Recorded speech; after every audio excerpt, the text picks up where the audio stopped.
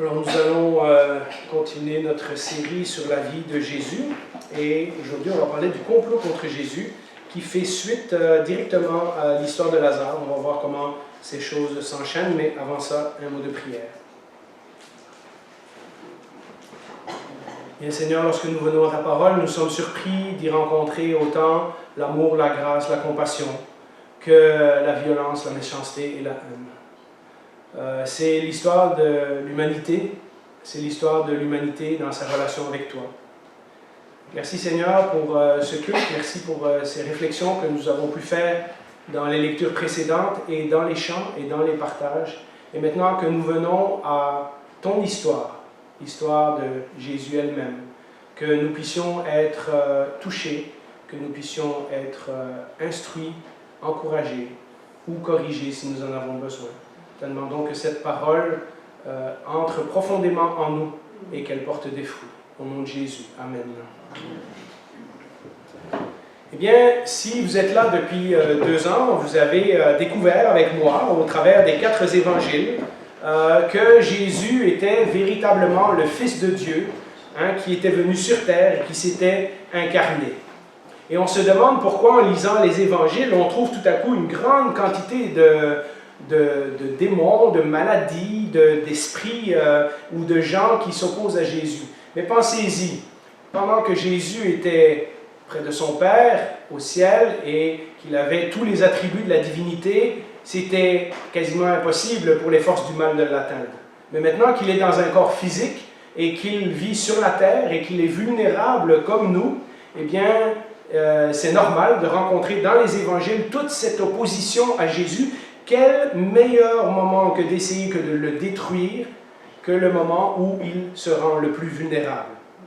Et c'est pour ça que je le disais dans ma prière que lorsque nous lisons attentivement, oui, nous parlons du Dieu d'amour, oui, nous parlons de Jésus qui est mort sur la croix pour nos péchés et qui nous aime, on parle du pardon de Dieu, on parle du paradis, d'aller rejoindre le Seigneur et il y a beaucoup de messages positif dans la Bible, mais lorsque nous lisons, et si vous avez été attentif, vous l'avez remarqué, lorsque nous lisons la vie de Jésus dans les 4 évangiles, nous remarquons que sa vie est marquée par une violence. Il y a une violence en arrière-plan qui est là et qui transparaît au travers des écrits. Et aujourd'hui, on va parler de ce moment où toute cette violence qui s'accumule depuis sa naissance arrive à finalement le complot, le moment où les gens vont décider de mettre Jésus à mort.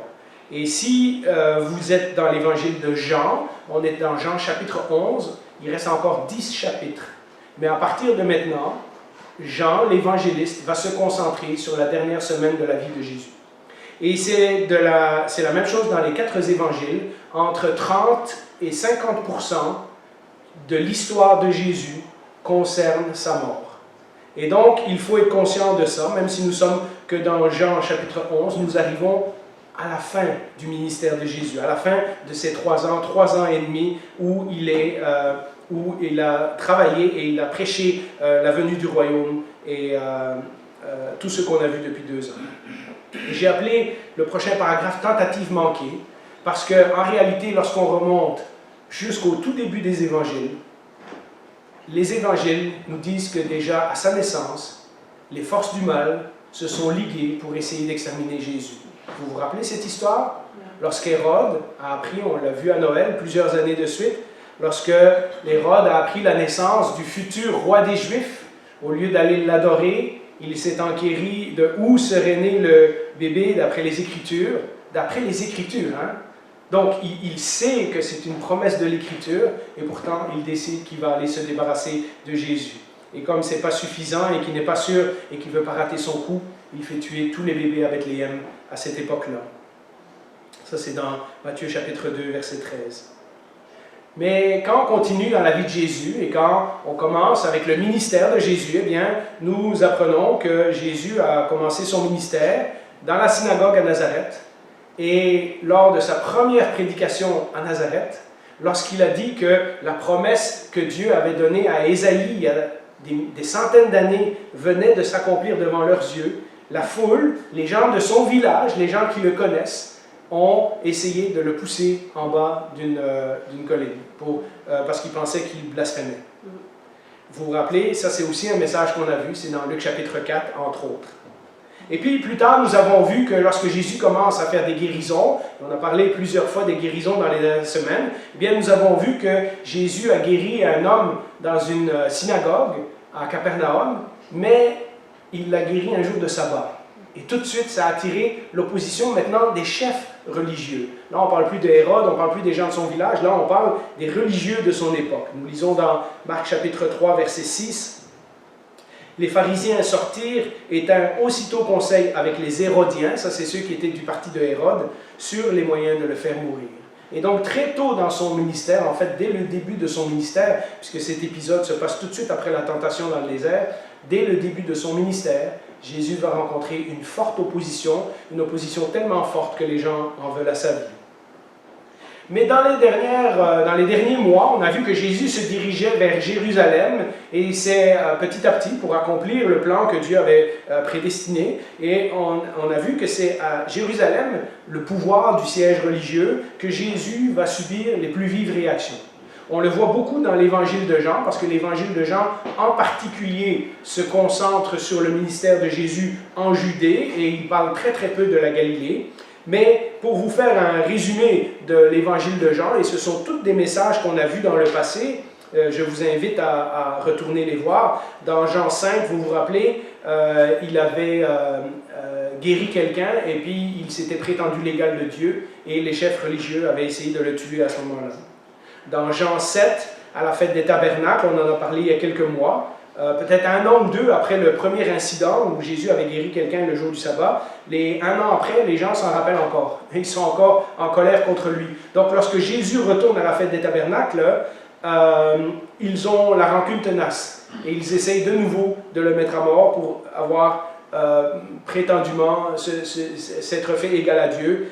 Après, dans Jean chapitre 8, on a vu que c'est tout l'épisode où Jésus dit qu'il est la lumière du monde à la fin de la fête des tabernacles. Et aussi, il dit, avant qu'Abraham soit né, « Je suis ». Et on a parlé, lorsque Jésus utilise l'expression « Je suis », il prend le nom de Dieu de l'Ancien Testament et de nouveau, les gens prennent des pierres pour le lapider.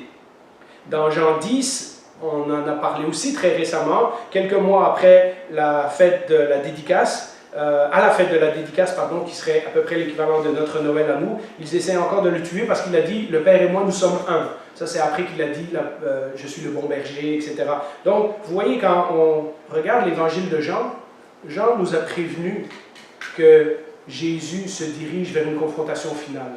Jean a parsemé son évangile d'épisodes où les gens ont déjà essayé de tuer Jésus.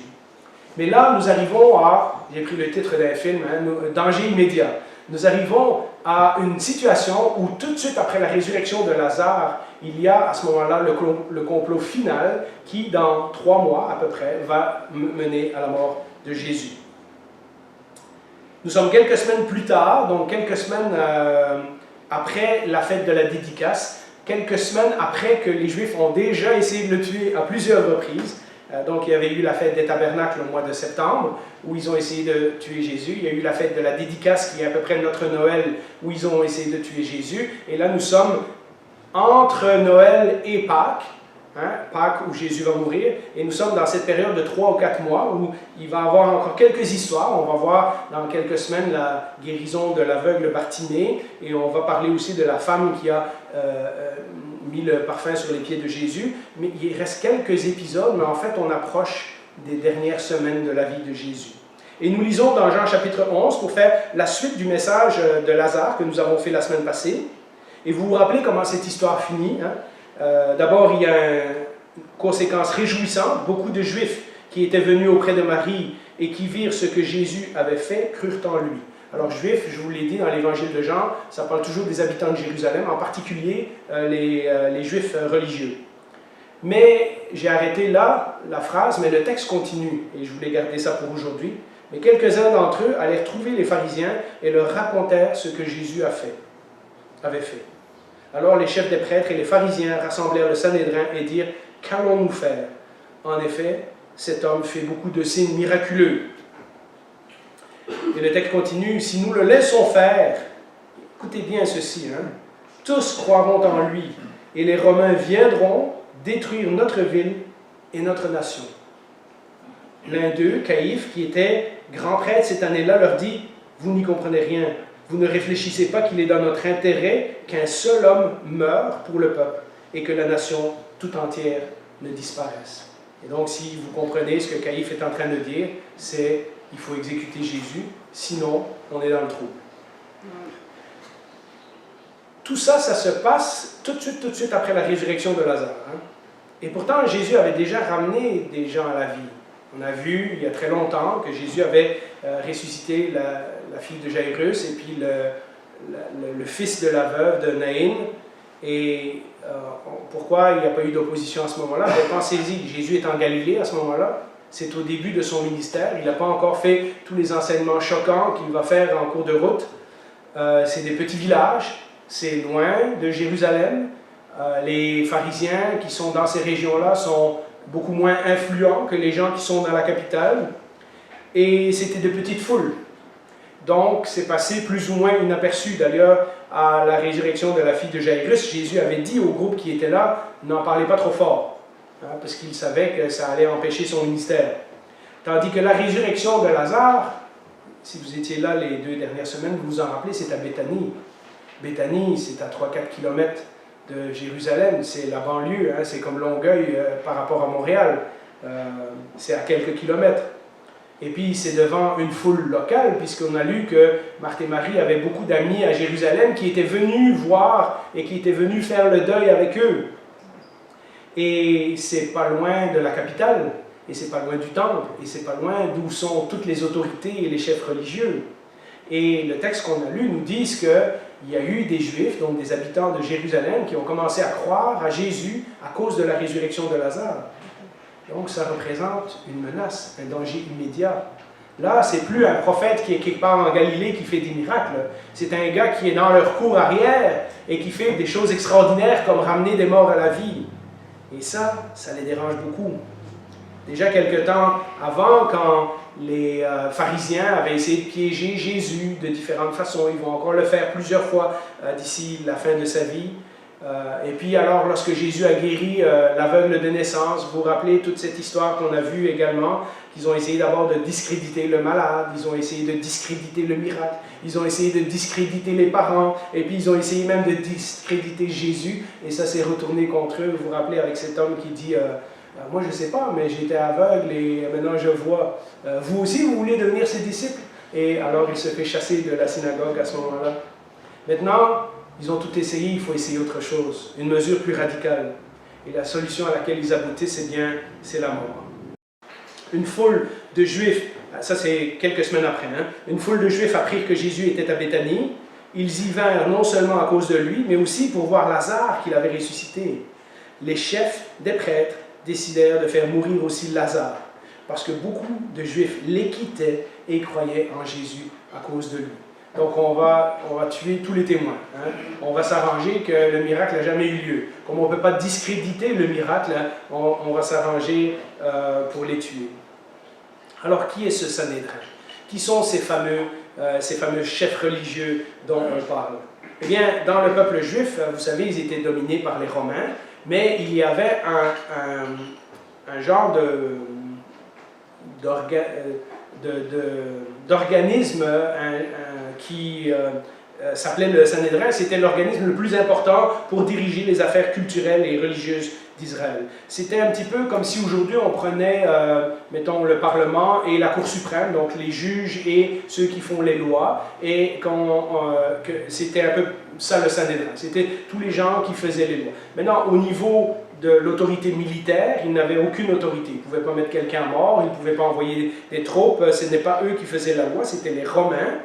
Mais les Romains laissaient le Sanhédrin diriger les affaires culturelles et religieuses du peuple d'Israël. Ils étaient 70, c'était des gens qui venaient de l'aristocratie religieuse. Alors, ça a l'air un peu étonnant pour nous aujourd'hui dans nos églises évangéliques, puisqu'on n'a pas d'aristocratie religieuse. Mais il suffit de repenser à l'église catholique du Moyen-Âge, où il y avait des générations de gens qui étaient au pouvoir, et même des familles dont il y a eu plusieurs papes qui ont été issus, etc. C'était des gens d'une certaine richesse, d'une certaine nobilité, d'une certaine instruction. Eh bien, c'était la même chose chez les Juifs à cette époque-là. Donc, c'était des gens instruits, des gens de familles riches, mais qui s'occupaient surtout des affaires religieuses. Donc, c'était les gens qui étaient en fait au contrôle du temple, qui étaient au contrôle de Jérusalem. Vous savez, on en a parlé dans les dernières années, il y avait des festivals religieux à Jérusalem. C'était les gens qui contrôlaient les finances, qui contrôlaient la construction du temple, qui contrôlaient qui s'occupait de quoi, qui avaient les postes importants dans et autour du temple. Il y avait également dans ce groupe de 70 les plus proéminents des pharisiens, donc les chefs des pharisiens, ceux qui étaient les top théologiens de leur époque. Et puis, il y avait aussi quelques familles riches qui n'étaient pas dans les trucs religieux, mais qui avaient acheté leur poste aux Romains, parce que c'était, voilà, le temple ramenait beaucoup d'argent, en fait. Et c'était en contrôlant le temple qu'on faisait son gagne-pain. Et ces gens-là sont autorisés à gouverner les affaires religieuses du peuple d'Israël, mais avec l'autorisation des Romains. Et la première chose que nous remarquons, c'est qu'ils ne nient pas les miracles de Jésus. Ils ne nient même pas la résurrection de Lazare. Ils ne sont pas en train de dire, comme on a essayé dans le passé, de dire « Ah, il fait ça par le pouvoir de Satan, etc. » Là, ils ne nient pas ces choses-là. Les faits sont là, indéniables. Et les témoins aussi. Ce sont des témoins qui viennent de Jérusalem, qui ont été à Béthanie il y a quelques kilomètres et qui sont revenus. C'est facile pour n'importe qui de Jérusalem d'aller voir si Lazare est vraiment revenu à la vie. Et donc, ils ne peuvent pas nier les faits. Ils ne nient pas que Jésus possède des pouvoirs surnaturels, donc il est capable de ramener même des morts à la vie. Mais ils disent même que ces miracles sont des signes. Cet homme fait beaucoup de signes miraculeux. Ça les dérange. Comme nous l'avons dit plusieurs fois, les signes, normalement, quand on voit un panneau de circulation, ça pointe à une direction. Les signes, dans l'évangile de Jean, sont clairement là pour pointer une vérité à propos de Jésus. Eux, ils voient les signes de Jésus, mais ils ne sont pas capables de se poser la question de savoir à quoi ces signes pointent. Qu'est-ce que les miracles de Jésus signifient? Tout ce qu'ils voient, c'est que les miracles de Jésus leur enlèvent des fans à eux. Hein? Les gens qui suivaient les pharisiens et l'élite religieuse se mettent maintenant à suivre Jésus. Et c'est ça qu'ils voient. Ils ne voient pas les miracles, ils ne voient pas les signes, ils ne voient pas ce que Jésus est en train de leur annoncer. Tout ce qu'ils savent, c'est que leur pouvoir est menacé. Voyez-vous, quand j'y réfléchissais, c'est le problème encore de beaucoup de gens aujourd'hui. Le problème de la foi, ce n'est pas un manque d'information. Tous les détails, si on veut se donner la peine d'étudier en profondeur la Bible et de regarder les miracles de Jésus, de voir l'histoire, l'archéologie, toutes ces choses-là, les informations sont là. Le problème, c'est le péché. Le problème, c'est qu'ils ont des choses dans leur cœur qu'ils préfèrent au message de Jésus et ils ne sont pas capables d'écouter le message de Jésus parce que le péché les a endurcis. D'ailleurs, Jean nous a prévenus tout au début de son évangile, dans le chapitre 1, la lumière est venue chez les siens et les siens ne l'ont pas reçue.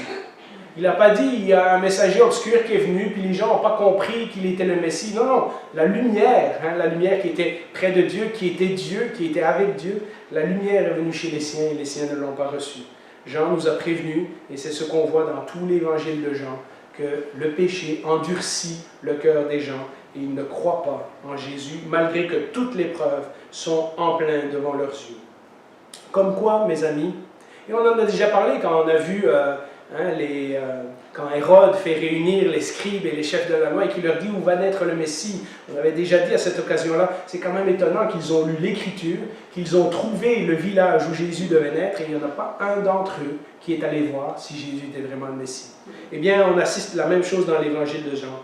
On peut connaître toutes les histoires de la Bible, on peut connaître la loi par cœur, on peut être en charge du temple, on peut être reconnu comme l'élite religieuse, on peut avoir étudié au pied des plus grands rabbins à Jérusalem et être encore complètement aveugle à la vérité. Il y a des gens dans nos églises qui connaissent très bien leur Bible, qui depuis tout petit ont appris de leurs parents ou au travers des histoires, ou qui viennent à l'église et qui entendent ces histoires-là, qui connaissent, qui connaissent toutes les paroles, qui savent comment faire une prière, qui savent tout, et qui pourtant, au fond d'entre eux, sont encore aveugles à la vérité. Ils peuvent assister à tous les services, dire toutes les bonnes paroles, et pourtant ne pas avoir le cœur transformé par Jésus. L'attitude des pharisiens, ce n'est pas juste pour critiquer les pharisiens, c'est pour nous examiner nous-mêmes aussi. Avant de les accuser, on devrait peut-être voir où est notre cœur. Après les Sanhédrins, il y a les Romains. Il y a les Romains, si le Sanhédrin dirigeait les affaires religieuses et sociales, c'était Rome qui avait le pouvoir militaire. À plusieurs reprises, on le voit dans les évangiles, lorsqu'il est question de prendre des décisions importantes qui concernent la politique ou ces choses-là, ce sont les Romains qui décident. Regardez, revenons à ce verset 48, regardez ce que les chefs de la loi sont en train de discuter entre eux. « Si nous le laissons faire, tous croiront en lui, et les Romains viendront détruire et notre ville et notre nation. » De nouveau, il y a une profonde ironie dans ce texte. Ils reconnaissent qu'il y a des gens qui croient en Jésus à cause des miracles, mais eux ne sont pas capables de faire ce pas-là. Pour eux, c'est pas grave que Jésus a ressuscité un mort. C'est pas grave que Jésus fait des miracles, qu'il est peut-être le Messie, qu'il vient peut-être au nom de Dieu. Ce qui les dérange, c'est que les Romains vont venir et vont détruire la ville et vont détruire la nation. C'est d'ailleurs, j'ai fait la recherche, c'est la seule fois dans les 4 évangiles, dans l'original. En français, des fois, ça dit les soldats romains, mais il n'y a pas le mot romain. C'est le seul endroit dans tous les évangiles où les Romains sont mentionnés par leur nom. C'est le seul endroit où on parle des Romains. Et donc, vous voyez, c'est comme si Jean est en train de construire cette tension. Oui, Jésus a eu de l'opposition, des ennemis, etc., mais là, on est rendu aux Romains. Ceux qui dirigent le pays, ceux qui ont le pouvoir, et après, il va y avoir l'histoire de Pilate et les soldats qui crucifient Jésus, etc., etc. Donc, à partir de là, les Romains sont introduits, mais c'est la seule fois où ils sont nommés par leur nom. Quand le Messie viendrait, on en a parlé dans d'autres messages précédemment. Vous savez que les gens pensaient, et les pharisiens entre autres, pensaient qu'une des tâches du Messie, ce serait de restaurer le temple. Mais voilà, le problème c'est que c'est eux qui sont en charge du temple. Et lorsque Jésus va chasser à plusieurs reprises les vendeurs du temple, ça va encore créer plus d'opposition. Donc si Jésus est vraiment le Messie, mais qu'il vient restaurer le temple avec, dans sa propre forme, tous ces gens-là qui ont acheté leur poste pour pouvoir bénéficier du temple, ils vont perdre leur influence. Et vous voyez donc comment la religion et la politique se sont mêlées, et maintenant ils mélangent tout. Et puis, une autre chose que le Messie devait faire, on en a aussi parlé, il devait chasser les envahisseurs. Il devrait normalement avoir un nouveau roi sur le trône de David, Israël devrait revenir le peuple de Dieu comme dans l'Ancien Testament, dans l'Ancien temps, etc. Et voilà le dilemme. Si les gens se mettent à croire à Jésus, et que Jésus est le Messie, ça pourrait faire une foule. Le peuple pourrait se mettre à suivre Jésus. D'ailleurs, quelques temps après, il y a l'entrée triomphale de Jésus à Jérusalem, qui est un peu une mini-représentation de ça. Et puis, si le peuple, vous vous rappelez, après la multiplication des pains, ils avaient déjà voulu faire de Jésus leur roi, et ils voulaient marcher sur la capitale et ces choses-là. Et s'ils marchent sur Jérusalem, il y aurait une confrontation avec les Romains. Et puis, les Romains, on les connaît parce que ça fait longtemps qu'ils sont en Israël et ils sont brutaux. Et à chaque fois qu'Israël s'est révolté, ça a fini dans un massacre. Et malheureusement, le peuple d'Israël n'a pas pu résister à l'envahisseur, on le savent. Ça fait longtemps que les Romains sont là. Ils n'ont pas le choix. Et les pharisiens calculent dans leur tête, si le peuple se révolte, on n'a aucune chance. Les Romains vont venir avec leur légion et ils vont nous massacrer et nous, on va tout perdre. On va perdre le temple, on va perdre Jérusalem, on va perdre notre poste, on va perdre notre influence, etc. Vous voyez, leur objectif, c'est de ne pas perdre leur influence. D'ailleurs, ce qui est drôle, c'est que ce qu'ils sont en train de dire là, que les Romains vont venir et détruire notre ville et notre temple, ça va arriver, mais ça va arriver 40 ans plus tard. Jésus avait prophétisé la destruction du temple. Le peuple s'est révolté dans l'an 66. Et puis 4 ans après, les Romains sont venus, ils ont détruit le pays au complet. Les Juifs ont été dispersés sur la surface de la terre. La nation d'Israël a cessé d'exister à ce moment-là. Et c'est arrivé, donc leur prophétie est arrivée. Mais ça me fait penser de nouveau que quand quelqu'un est né de nouveau, quand quelqu'un est véritablement né de nouveau, La Bible nous dit que son intérêt principal, ça devient Jésus. Ensuite, son prochain. Et ensuite, nous-mêmes. Les pharisiens, ils font l'inverse. Hein? Et ils font comme tous les gens du monde. C'est d'abord moi-même. S'il m'en reste, ce sera mon prochain. Et puis, quand je suis mal pris, ben là, il y a Dieu. Et vous voyez comment on renverse les choses. On peut être très religieux et pourtant être nous au centre de notre propre histoire. Et que Dieu vient que pour nous dépanner quand ça va mal. Une religion hypocrite, même si elle est basée sur l'Ancien Testament, même si elle se prétend venir d'Abraham, de Moïse et tout ça, même si les pharisiens étaient des gens extrêmement religieux, il y avait personne qui allait à la synagogue aussi pointilleux que eux.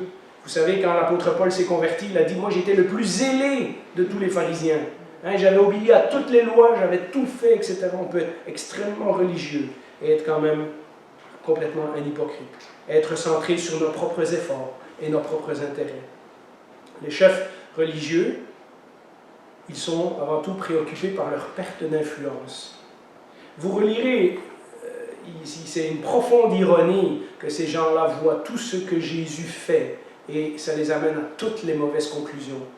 Ils sont préoccupés par leur position dans la société. Leur objectif, ce n'est pas savoir si ce que Jésus dit est vrai ou faux, s'il vient vraiment de Dieu ou pas, et donc qu'il faudrait peut-être l'écouter parce que c'est peut-être le Messie qui a été promis depuis des centaines d'années, mais leur préoccupation, c'est comment les miracles de Jésus influencent nos followers. Hein? Combien je vais perdre de likes si ces gens-là se mettent à liker Jésus? La perte de leurs privilèges les a amenés à désobéir à Dieu. Et ça, c'est d'autant plus choquant que ce sont ces gens qui se prétendent, qui suivent Dieu. On va en reparler dans quelques minutes. Et alors qu'il y a cette solution qui surgit, il vaut mieux une seule victime. Il y a un personnage là, et on va en reparler d'ici la fin de la vie de Jésus, il y a un personnage qui intervient et qui va devenir important à partir de ce moment-là dans l'histoire et qui propose la solution définitive. Il vaut mieux qu'il y ait une seule victime.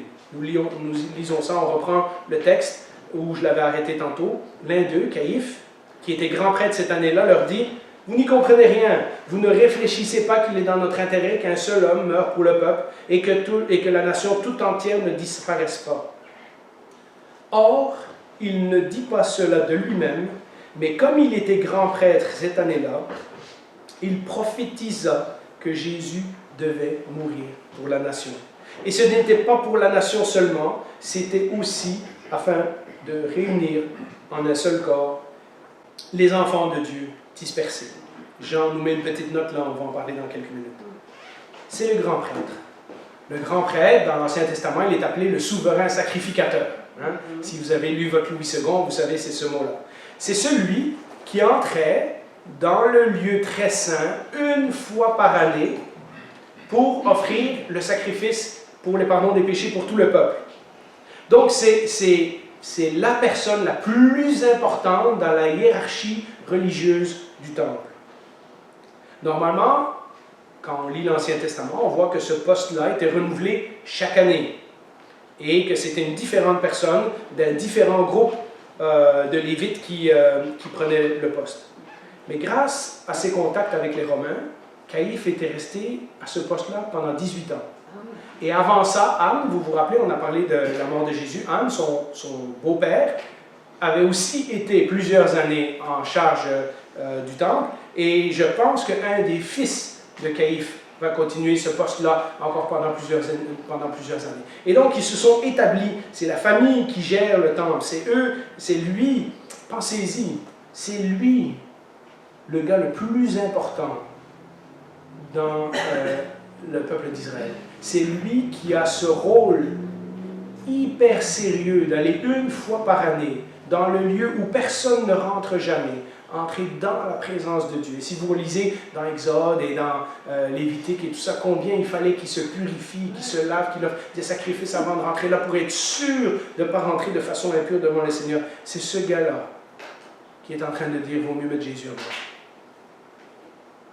Nous voyons une autre conséquence d'une religion artificielle, d'une fausse religion, d'une religion hypocrite, comme Jésus va l'appeler.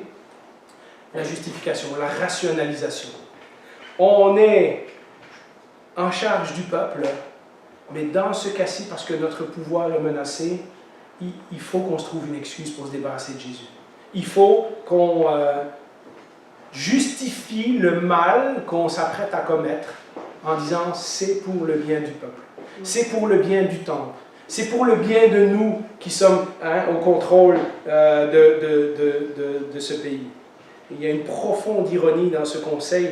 Lui, il croit qu'il va se débarrasser d'un homme gênant. Et Jean nous dit qu'en réalité, il est en train de prophétiser sans le savoir. En réalité, au travers de la méchanceté de ses paroles, il est en train d'accomplir le plan de Dieu. C'est exactement ce que Dieu a décidé. Et c'est le grand prêtre qui annonce qu'il vaut mieux qu'un homme meure pour tout le peuple. Un homme doit mourir si on veut sauver la nation. Il faut qu'on se débarrasse de cet homme-là, il est trop dangereux. Et c'est exactement ce que Jésus est venu faire. Mais pas juste pour la nation d'Israël, nous dit Jean, mais aussi pour tous ceux qui font partie de la famille de Dieu et qui sont dispersés dans le monde. Et c'est ce qu'on voit après dans le livre d'Actes des Apôtres. C'est le message central des évangiles. On arrive maintenant au but principal de la mission de Jésus. La mort de Jésus peut être pratique d'un point de vue politique pour les Sanhédrins, mais en réalité, c'est le plan divin. C'est l'accomplissement d'une promesse qui a été prophétisée des centaines d'années auparavant et qui remonte jusqu'à Genèse chapitre 3, à ce moment où Dieu a dit que de la descendance de la femme naîtrait quelqu'un qui va écraser la tête du serpent. C'est tout ça qui est en train de se jouer en arrière-plan. Cet homme, il pense qu'il va se débarrasser de Jésus et qu'il va garder le pouvoir. En réalité, il est en train d'accomplir le plan éternel de Dieu. Vous voyez le prochain paragraphe que j'ai intitulé « Pour le peuple » et c'est ça le mot-clé, « pour le peuple ». Le mot-clé, c'est « pour ». Jésus devait mourir pour quelqu'un d'autre, à la place de quelqu'un d'autre.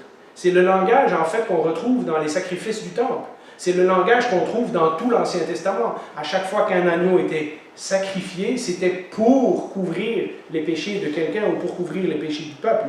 Depuis Exode, lorsque Dieu a libéré son peuple, le soir même où Dieu a libéré son peuple, il a dit, vous allez tuer un agneau et vous allez mettre le sang sur votre porte pour que l'ange de l'Éternel épargne votre premier-né.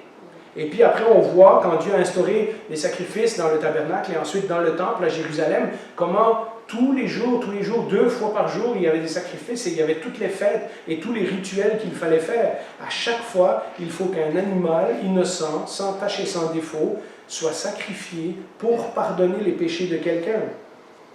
Nous avons parfois l'impression, quand nous entendons la bonne nouvelle de Jésus et quand nous venons à l'église souvent et quand nous avons des messages positifs et tout ça, on a l'impression comme si notre péché n'était pas grave. On a l'impression que c'est, puisqu'on a entendu, t'es aussi loin de l'est que de l'ouest, j'oublierai tes péchés, etc. Et on a l'impression que c'est comme si Dieu disait « Ah, c'est pas grave, je leur ai pardonné ». Non, en fait, c'est très grave. En fait, ce texte-là nous rappelle que la raison pour laquelle Dieu peut pardonner nos péchés, c'est parce qu'il y a quelqu'un qui a payé pour nous. Il y a quelqu'un qui est mort à notre place. Et ça, c'est le centre de l'histoire de Jésus. Dans l'Ancien Testament, c'était évidemment des sacrifices qui étaient sans cesse renouvelés. Tous les jours, pendant des milliers d'années, les Juifs vont faire des sacrifices. Mais pour qu'un sacrifice soit suffisant pour couvrir toute la nation d'Israël et pour couvrir tous les enfants dispersés dans le monde entier, ça prend un sacrifice pas mal spécial.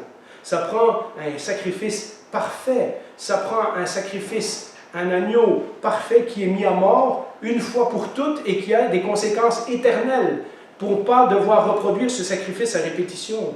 Et de nouveau, quelle ironie.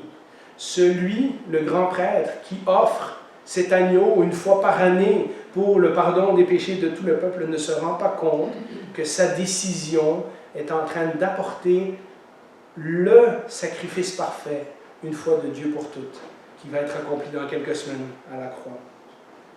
Qui alors? Eh bien, si vous connaissez les évangiles, vous savez c'est qui, hein? Vous savez qui va être ce sacrifice parfait. Mais reprenons depuis le début de l'évangile de Jean. Au début, même des 4 évangiles. Au début de l'évangile, Jean-Baptiste a présenté Jésus comme l'agneau de Dieu. Vous en rappelez? Et puis plus tard, Jésus a parlé de la destruction du temple, et il a dit, le temple sera détruit, mais il parlait de sa propre mort, nous dit le texte. Et donc il est en train déjà de dire que lui-même sera mis à mort, que lui sera détruit. Puis il a annoncé que le Fils de l'homme serait élevé comme le serpent dans le désert. Il a parlé à la multiplication des pains, si vous vous en rappelez, il a dit « Celui qui mange mon corps aura la vie éternelle ». Donc de nouveau, il parle de donner son corps, y compris lorsque nous célébrons la Sainte Seine. « Ceci est mon corps qui est brisé pour vous ». Et puis, dans le chapitre 10, il a parlé du bon berger qui donne sa vie pour ses brebis. Ça fait des mois que Jésus est en train de préparer les disciples à sa propre mort. Ça fait des mois que nous avons vu l'histoire à Césarée de Philippe où Pierre a reconnu Jésus comme le Fils de Dieu et que Jésus, à partir de ce moment-là, leur a dit « Il faut que j'aille à Jérusalem, que je sois rejeté par le peuple, que je sois accusé par les chefs des prêtres et que je sois mis à mort. » Et donc, nous voyons parallèlement, depuis tout le début de l'Évangile jusqu'à aujourd'hui, l'augmentation de l'incrédulité et de l'opposition à Jésus. Déjà, il a quitté la Galilée parce que les villes où il a fait tous les miracles refusent de croire en lui, et l'opposition à Jérusalem est encore plus grande. Le moment est bientôt arrivé où Jésus va devoir donner sa vie, mais pas avant que Dieu le décide. Ça sera à Pâques, dans quelques mois. Entre-temps, Jésus a encore des endroits à visiter, il a encore des gens à rencontrer. C'est ce que nous verrons. Jean passe tout de suite à la dernière semaine de la vie de Jésus, mais Matthieu, Marc et Luc nous racontent quelques histoires qui se passent dans les dernières semaines avant que Jésus aille à la croix, et c'est ce que nous verrons dans les prochaines semaines. Jésus a encore des choses à faire, et nous lisons au verset 53, « Dès ce jour, ils tinrent conseil pour le faire mourir. C'est pourquoi Jésus ne se montra plus ouvertement parmi les Juifs, donc à Jérusalem, mais il se retira dans la région voisine du désert, dans une ville appelée Éphraïm, où il resta avec ses disciples. » On va voir qu'il va revenir vers Béthanie petit à petit, où il va se faire oindre par Marie. On va voir Jésus à Jéricho, qui va traverser Jéricho, qui va rencontrer Zachée et Bartimée, mais on est dans les dernières semaines de la vie de Jésus. J'ai commencé en disant qu'il y a une violence dans la vie de Jésus, qu'on ne perçoit pas toujours à premier abord, mais lorsqu'on a fait ce message comme aujourd'hui, on voit que oui, en fait, sa vie est menacée depuis le jour où il est né. Il y a une opposition. Et vous savez, c'est facile de regarder tous ces gens-là et de les critiquer, de dire « Ah, si moi j'avais été à leur place ». Personne de nous peut dire comment on aurait réagi face à Jésus si on avait été à leur place. Et puis même ceux de ses disciples qui l'ont vu agir et qui ont vu ses miracles et tout, lorsque Jésus a été à la croix, ils l'ont tous abandonné. Et ça a pris une repentance de la part de Pierre et des autres avant que Jésus les rétablisse. Vous connaissez cette histoire. Cette violence, cette incrédulité, cette envie de chercher notre intérêt avant de chercher Jésus, cette histoire, c'est aussi la nôtre. Cette histoire, elle doit nous faire réfléchir à où on se situe dans tout ça.